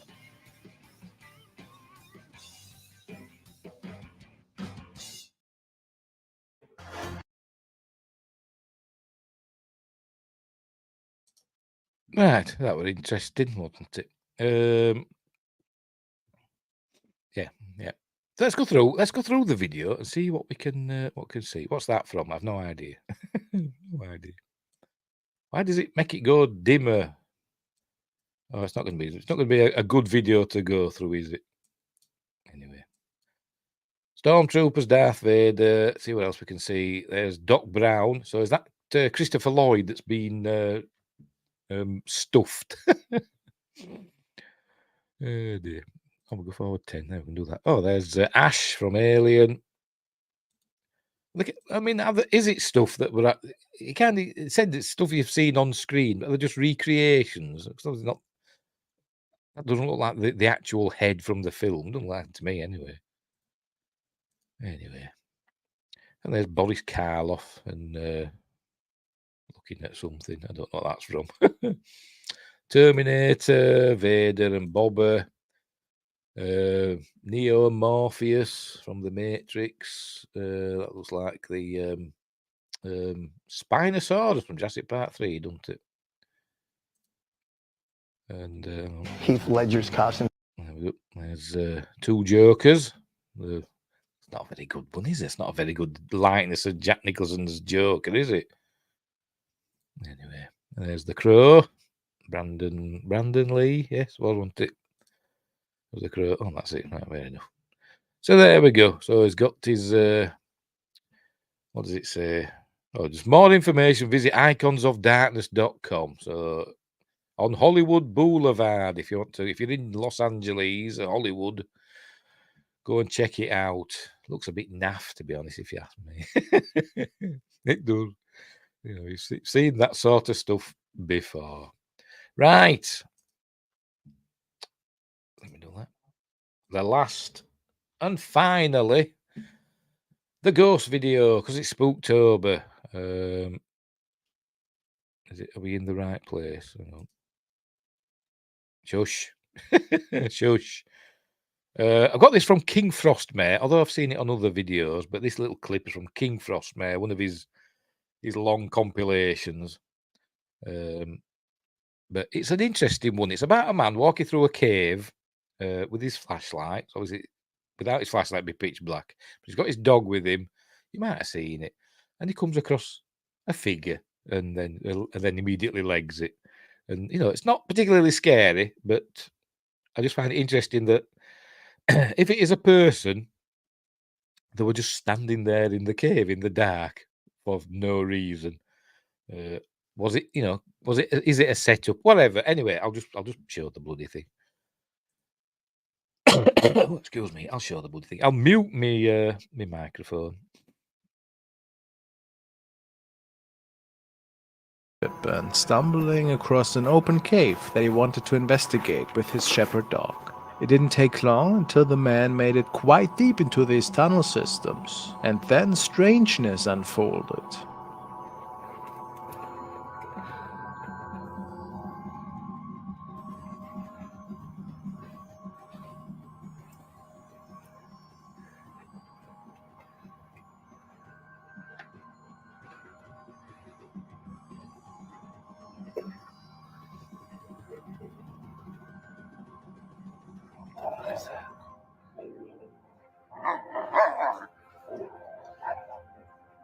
Oh,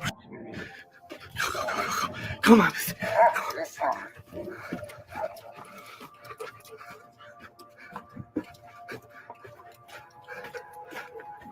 Another faceless figure can be seen, standing in the distance, seemingly looking at the man.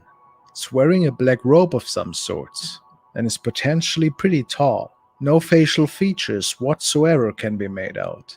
Quite remarkable that all these entities across the world have a similar look to them, don't you think? Perhaps proof that there is in fact more mysterious stuff going on in some of these tunnels than one could expect. Right, so there we go. So it's kind of spooky. Is it a hoax? They just stand in this cave for a few minutes in the dark. Everything's fine. There might be some bats flying about, but I'll come round the corner with my light, and then I'll go, oh, and I'll put some sound effects of my dog growling, and then I'll run off. Or is it real? I don't know. But anyway, Just Temple says there's a ghost behind me. Don't scare me, because there might be. And it also says, I only stand in caves at night for the ambience. Oh, is it you? All right. Oh, dear. Wingrace asks me, did I see the Bigfoot video that's going around? No, I don't think I have. I don't think I've seen a Bigfoot one that's going around. Let's have a look then. Hang on, I'll do a search. I presume it's on YouTube. Let's have a look. Go on to YouTube.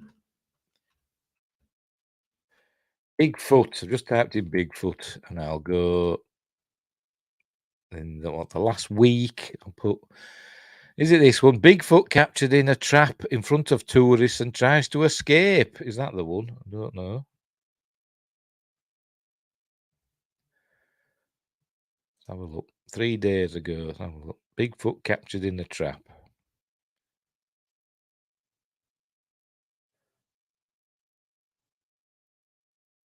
Does it mean like a bear trap? Sorry, I'm watching it here. I don't know. Again, it's a blurry, you can't make out really what's happening. And it's a short. I don't know. Stop playing, shush. It was taken on a train. Oh, near Colorado, I think. Oh, right. So it's not that one then. Right, I'll type Colorado. Type train. Colorado. Spell. Bashing my keyboard with my big fat fingers. Right, Bigfoot. That's from 7 months ago, that one. Silverton. Bigfoot captured on video. All right. Let's have a look. It's from 7 hours ago. Send us the following video. Well, Shut up. Let's have a look, shall I? We'll drag it over here. Hang on, let me get out of this. Let me remove that. So that's enough of a man standing in a cave. And I will move this. Yes, it's this one. So we'll have a look at this one. I'll full screen the bounder and we'll have a look. We'll have a look. There it is. Right. I'll mute my mic again because it might echo. I'm curious of the opinion after seeing it. Ha ha. Right, let's have a look. 'Cause I've not seen this one. Not seen this one. I'll just mute my mic so there's an echo.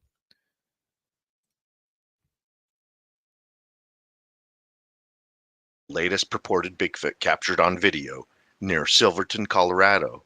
This appears to be captured from the train that runs between Durango and Silverton. We will zoom in 200%, then 350%, and then we will play the original again with the original audio, and then run back all through this one more time with you. Yeah, like I said, we were camping less than 100 miles northwest of here when it was filmed doing a Bigfoot sighting investigation on Thunder Mountain. Colorado is well known for Bigfoot sightings and is currently the #1 reported Sasquatch hotspot in all of the Rocky Mountains.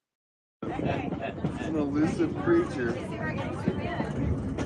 Alright, just squat it down. Yeah, let me see your camera, I'll do it.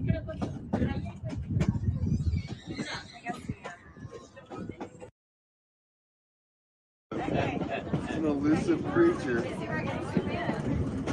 Alright, just squat it down. Yeah, let me see your camera, I'll do it.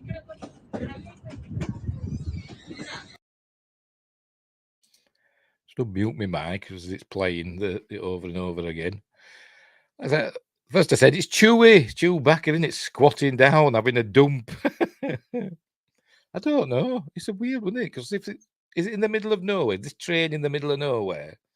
It'd be, if it were a hoax, somebody we'll just do this while the train goes by and just hope somebody's got a camera. Yes, or it's a hunter in a ghillie suit. It could be. Yes, it could be. Because he's quite well camouflaged amongst the grasses, of that wherever he is. So yeah, I don't know. It's a weird one, isn't it? Yeah, that's what I was thinking. I wouldn't have thought of a ghillie suit, to be honest. Not being a hunter, you see. There we go. Some nice scenery. So yeah, I don't know. That's a funny one. Yeah, it's a good one. Yeah, and so it's. I don't know. I did get the feeling it wasn't. I got the feeling it was a person. The way it moved, it looked like a person to me. The Patterson film, which a lot of people say, is a man in a gorilla suit. I still think that's real. I do. I think that's a real video of, a hominid. I do. But anyway, it's in the middle of nowhere, but it's camping territory. This is it. It's somebody could have set it up. If a train goes by regularly, or as you said, it's a chap in a camouflage suit. Yes, I hunt in the middle of nowhere all the time. Oh, you haven't got your mountain lion yet. But anyway, we'll leave it there. Right. So let me get rid of this. So that was interesting. I've not seen that one anyway. And no people even further. Alone, solitary. Right, we'll leave it there. So, let me get rid of that. I will add that I'll add that link to the description if people want to watch that video. I've another link to add as well. I can't remember what it is. No, I haven't. It's just that one. Right. Right, so we'll leave it there. So we're all done and dusted. So, right, what else? What day are we on? Wednesday. So on Friday, I'll be doing my appointment with Thea, Friday night appointment with Thea, which this week, hang on, if you can hear me, which this week, 'cause it's Friday the 13th, hang on. No, but one day if I'm hunting, and one hunting knows me out. It's mountain lion for this sporran. Oh dear. If you see a mountain lion, they are hunting you. Yeah. I once saw, was it a mountain lion? I think it was. A fella on a motorbike or a bicycle. I think we're on like a mountain bike. They were getting chased by a mountain lion. I bet that was scary. Anyway. Right. So, where were I? Friday night appointment with Thea this Friday at 9 p.m. UK, 1 p.m. Pacific, 4 p.m. Eastern, 6 a.m. the next day in Australia. Is Friday the 13th. We're doing the Friday the 13th film. We're doing the 8th one, Jason Takes Manhattan, which I really like. I like all of them, but I do like that one in particular, even though it's not very well regarded. But it's a fun one. Then next Monday, have I picked one? I can't remember if I've decided what I'm doing next Monday. Oh, yes, next Monday, I think we're doing Hellboy for Magnificent Mondays. There we go, Hellboy. The first one with Ron Perlman, not the new one with him from Stranger Things, which I didn't mind, to be honest. I didn't mind it, but I like that one better. I like Golden Army even more, to be completely honest. But we'll do the first one. And I've decided for October, for the rest of the Magnificent Mondays, we're going to do kind of spooky films. Not necessarily horror films. So that's why I picked Hellboy, because it's, it's like an action film, with a spooky bent on it. So the week after, I'm doing. Have I got it down? Let me put the book there. Hang on. Just a minute. Where is it? Where's the? Yeah, found it.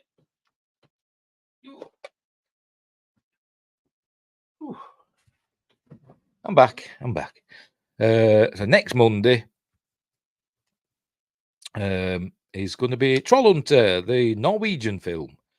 Trollhunter with its look, it's got one of them lenticular covers. I don't know what it's doing. What's it supposed to be doing? Just moves a bit rubbish, isn't it? It's kind of 3D. The Trollhunter stands out. Anyway, so we're doing that one, which is cool. It's a found footage film. It's one of my favourite found footage films. So we're doing that a week on Monday, and then a week on Friday. So I'm organised for a change. A week on Friday for next week's appointment with Fear. We're doing Splice. So there we go. Another good film that I like with Adrian Brody, and where he creates a creature called Dredd, which is nerd backwards. Anyway, right. So that's what's coming up. New Hellboy sounds interesting. I am hopeful. Oh, are they doing another one? I didn't even know they were doing another one. Is it him again? I forgot his name now. Him that's in Stranger Things, and we're in Black Widow, wasn't he? Is it him again, by the way? Don't know. I didn't mind that new Hellboy film with him in it, because it was directed by Dog Soldiers fella, Neil Marshall. I thought it was quite good. Anyway, speaking of mountain lions, if you're out and about, mountain lions comes out. It's old and starving, so it's hunting you. Otherwise, mountain lions are amazing at hiding. You won't see them unless they attack. I'll remember that next time I go shopping. We don't get many around here, thank goodness. But saying that, you never know, do you? We do get big cats around, in the UK. Well, we seem to. A new person, Dr. Mad Studio. Hi, everyone. How goes it? We're just finishing. I'm just wrapping up. So you're just in time to say goodbye. New guy. Hellboy the Crooked Man. So is it going to be related to whatchamacallit, the Conjuring? Conjuring 2 had the Crooked Man in, didn't it? Which was the best bit of the film. Well, the second best bit. The best bit of the Conjuring 2, the Enfield poltergeist one, which wasn't at all based on it. But the best bit of that was where she was in blurred out, and they were recording a voice changing, but she was blurred out. You saw her change the blurry image of it into an old man. That was the best bit. But anyway, Jack Kessie will play him. Oh, I've never heard of him.